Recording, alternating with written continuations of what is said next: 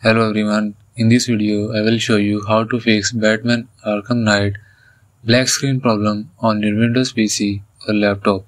So to fix this issue, follow every step as I am showing in this video, and don't forget to subscribe this channel and press the bell icon for the latest upcoming videos.